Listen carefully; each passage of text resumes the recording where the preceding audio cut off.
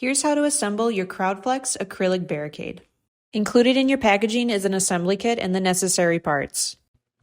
Use 2 people to safely lift the starter unit onto a tabletop or another flat surface. To attach the legs, first line up the holes in the bottom of the panel. The legs should be at a perpendicular angle.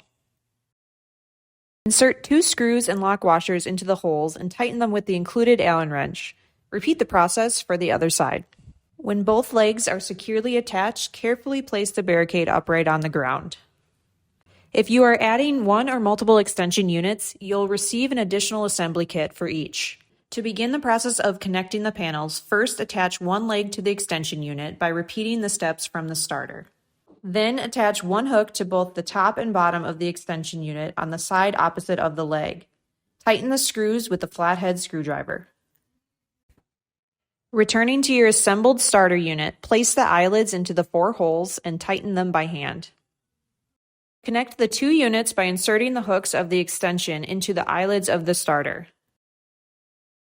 Position the panels to your desired configuration and peel off the protective plastic coverings. And now your CrowdFlex Barricade is ready for use.